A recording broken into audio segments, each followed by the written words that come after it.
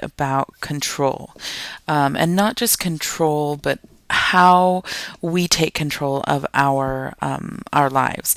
So I'm going to talk for a little bit, and then as part of this activity, I'd like you to listen to this recording and then respond to the Canvas assignment in text form, and just answer the questions regarding self responsibility, control, and motivation.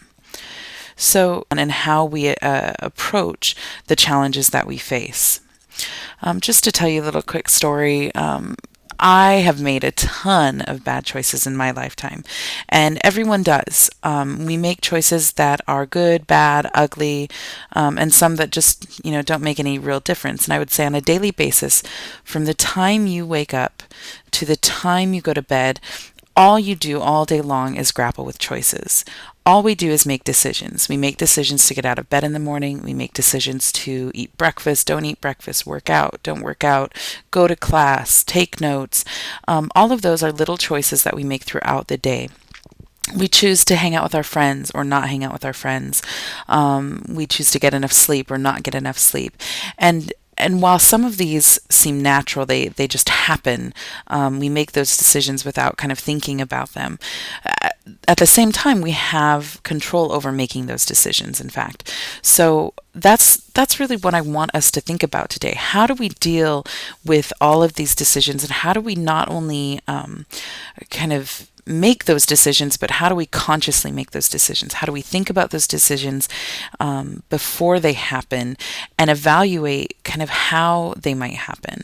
What's going to happen once we make that decision? All we do is grapple with choices. Ultimately, all you can control are your own behaviors, your own actions, and your words. And this is a really key concept, because if you take responsibility for your behaviors, actions, and your words, then you're taking responsibility for the decisions you make every day, all day long. Some of those decisions are going to be harder than others. Some of them might be life or death, even. And then there are going to be others that are fairly innocuous. They're decisions that you don't have to worry about too greatly. They're not maybe going to have as huge impact.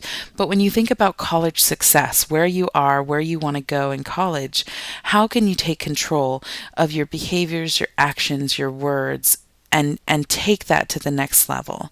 What are you going to do to handle the struggles and the challenges that you face? Because ultimately, the hardest decisions we have to make are the ones that we face in challenge. We have to weigh the consequences. If I do this, what might happen? Are the consequences more good or bad?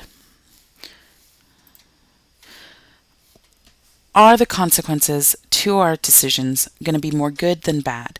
And it's not a black or white thing. It's not something that happens in one direction or another. It's a gray area. So there are good decisions, there are bad decisions, there are neutral decisions, there are super fantastic and awesome decisions, and those lead to the consequences that we want or we don't want.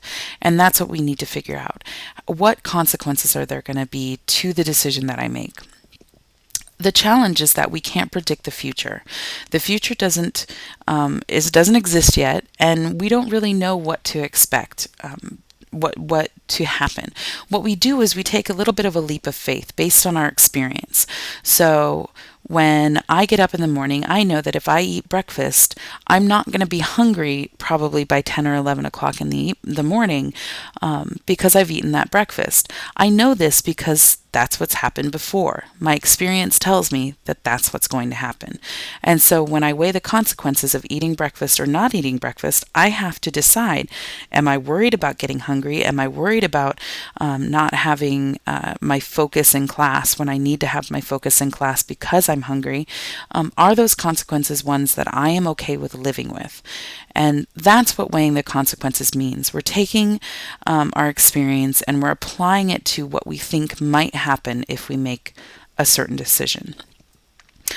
The ultimate test of our decision making is that we are always trying to go to that good place, make that good choice, that choice that's going to yield consequences that are ultimately positive and that are going to make our lives better in some way or another.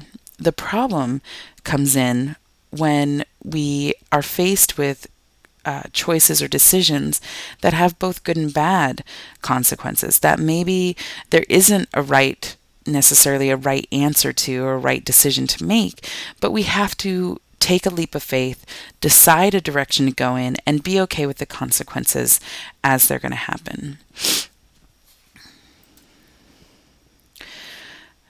The reason that this is so important is not so much the choices that we or the decisions we make, or even the consequences that happen, because we make those decisions and then stuff happens, which are the consequences to our decisions.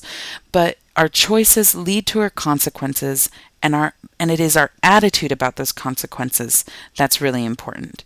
Whether we take the high road and we say, yes, I made that choice, and because of that choice, something happened, and that something that happened was great, or that something that happened wasn't great. But ultimately, I made that choice. I have responsibility in making that choice. And when I take responsibility for that, that's when I can kind of move forward. That's where action happens. Inaction and no change can occur if we're constantly going to the place of, it wasn't my fault, I didn't make that choice, I have no responsibility. That impacts our motivation. All of it impacts our motivation. We're going to be more motivated to take control and to be proactive and to move forward with our decisions and our life if we take responsibility for those actions and those decisions that we make. If we're constantly saying, it's not my fault, it's not my fault, it's not my fault, we're less likely to make any changes. We're less likely to move forward. And that's what our motivation feeds on. Our motivation feeds on our drive to keep moving forward.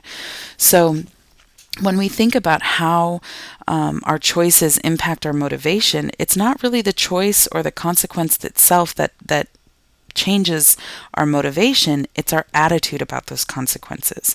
How can we look at what happened after we made a choice, a decision, and see it for either an opportunity to change and to act, or are we going to go down the road of not taking responsibility and not really owning our role in that choice?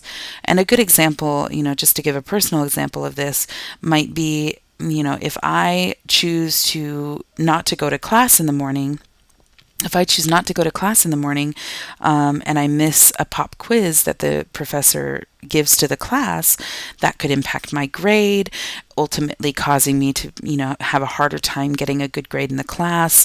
And those are the consequences. There's no necessarily really good or bad about them. It's just what happened after I made a choice to not go to class and to sleep in.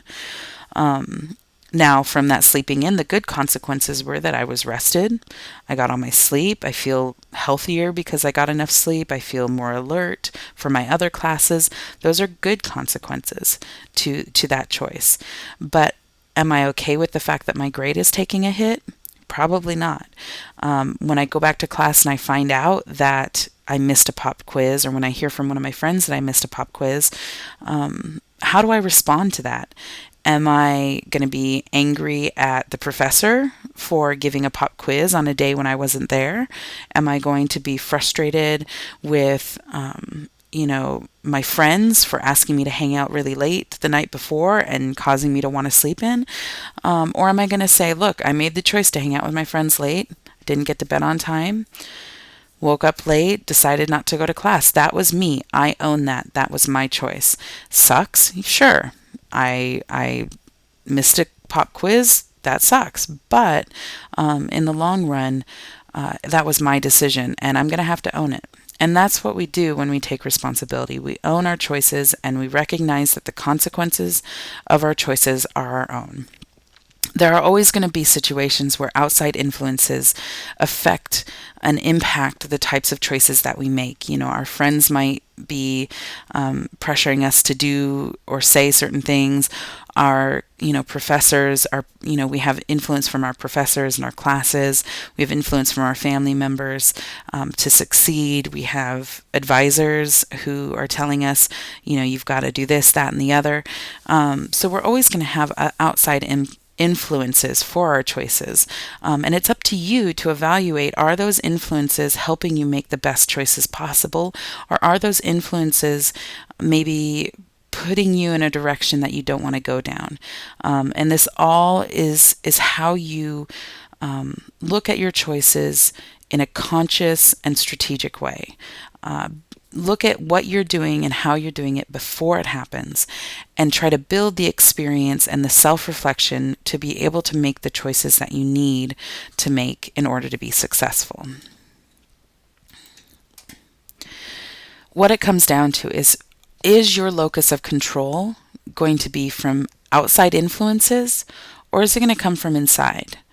When you have an external locus of control, things are happening to you. People are doing things to you. The weather is causing you to miss class. The professor is a bad lecturer, so you can't take notes. If your locus of control, if what's controlling you is not is outside of yourself, then yeah, you don't have a whole lot of choice. You don't have a whole lot of ability to make a difference. But remember what I said: you can only control your thoughts, your behaviors, your actions, and your words. And when you take kind of responsibility for that, that is when you have an internal locus of control and you make things happen. You determine what happens to you. And that takes forethought. It takes stopping, thinking about what you're doing, and thinking about the possible consequences before you make a decision. Making sure that when you decide to hang out with your friends late at night and you know that you're going to be tired in the morning, that you say, okay, I'm still going to get up for my class, or I'm not going to get up for my class, but I'm going to accept whatever consequences might come. Thinking about your decisions before they happen, giving yourself time to really understand why you're making those decisions. What value do you have? Do you have a value of getting the most for your money in college? Is your value to do the best that you can in your classes, or is your value to be social and not really focus on your classes? If that's the case, if that last one's the case, then we might need to talk about why you're in college. But ultimately, you make decisions, and it's your behaviors, your actions, and your thoughts that you can control. When you take that responsibility for yourself, you'll see things happening because you made a good choice and not because something else influenced you. So don't let outside forces control what happens to you in your life. Take responsibility and own the choices that you're going to make. Ultimately, the only person that's standing in your way is you. You have choice. You can control your motivation, and you control yourself, your behaviors, your thoughts, and your actions. So don't stand in your own way. Don't get in your own way. And look at the struggles and the challenges that you face as opportunities to make changes in your life, to make different choices, and to try different things to be successful. In the long run, all you can do is fail, work harder, keep going, keep trying something different until you succeed. That is how life works. We make decisions. Those decisions bring about consequences, whether good or bad.